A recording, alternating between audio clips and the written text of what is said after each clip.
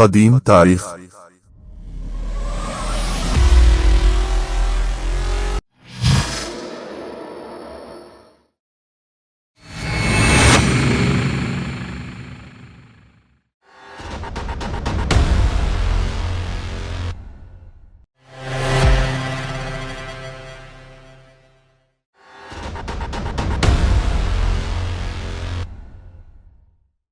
دارا اول اور سکندر اعظم سب سے پہلے تھے جنہوں نے افغانستان کو ہندوستان کے گیٹ وے کے طور پر استعمال کیا۔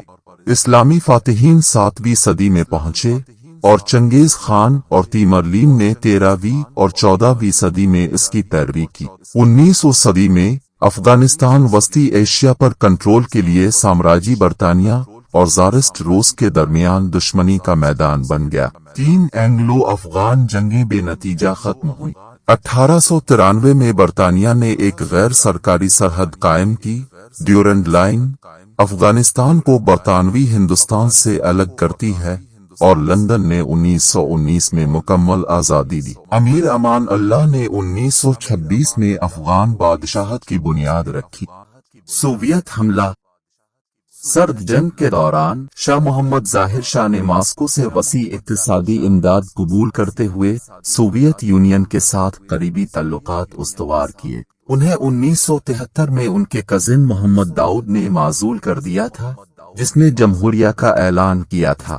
داؤد 1978 کی بغاوت میں مارا گیا اور نور طریقی نے اقتدار سنبھالا، مارکسی حکومت قائم کی۔ اس کے نتیجے میں ستمبر 1979 میں اسے پھانسی دے دی گئی اور حفیظ اللہ امین صدر بن گئے۔ امین دسمبر 1979 میں مارے گئے جب سوویت یونین نے افغانستان پر بڑے پیمانے پر حملہ کیا اور ببرک کارم کو صدر کے عہدے پر فائز کیا۔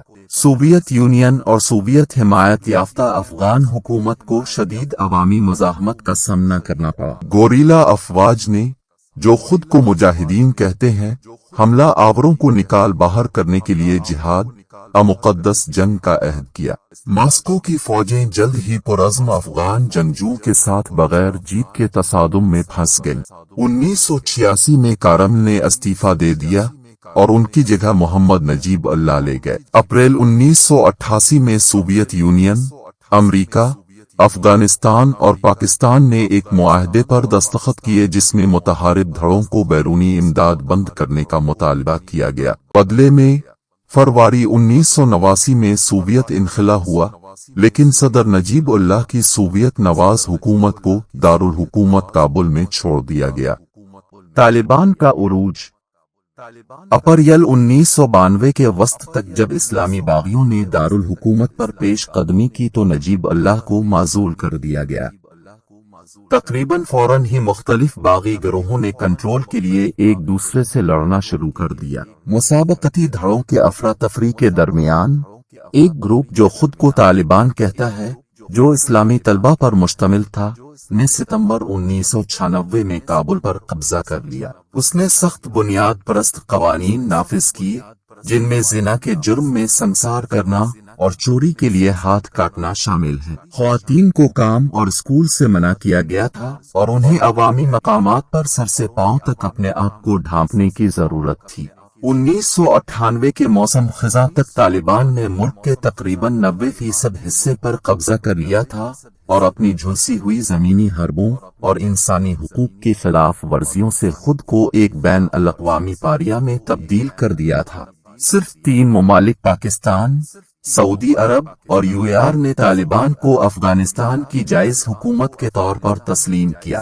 20 اگست 1998 کو امریکی کروز میزائلوں نے افغانستان میں دہشت گردی کے ایک تربیتی کمپلیکس کو نشانہ بنایا جس کے بارے میں خیال کیا جاتا ہے کہ اسامہ بن لادن کو مالی امداد فراہم کی گئی تھی، جو کہ طالبان کی طرف سے پناہ گزین ایک امیر اسلامی بنیاد پرست ہے۔ امریکہ نے بن لادن کی ملک بدری کا مطالبہ کیا، جس کے بارے میں اس کا خیال ہے کہ وہ 7 اگست 1998 کو کینیا اور تنزانیہ میں امریکی سفارت خانوں پر بمباری میں ملوث تھا۔ اقوام متحدہ نے طالبان سے بن لادن کو مقدمے کے لیے حوالے کرنے کا مطالبہ بھی کیا۔ ستمبر 2001 میں لیجنڈری گوریلا رہنما احمد شاہ مسعود کو خودکش بمباروں نے ہلاک کر دیا، جو کہ طالبان مخالف قوتوں کے لیے موت کی گھنٹی بنی ہوئی تھی۔ ایک ڈھیلے سے جڑے ہوئے گروپ کو شمالی اتحاد کہا جاتا ہے۔ کچھ دن بعد دہشت گردوں نے نیو یارک کے ورلڈ ٹریڈ سینٹر کے ٹاورز اور پینٹاگون پر حملہ کیا، اور بن لادن اس سانحے میں بنیادی ملزم کے طور پر ابھرا۔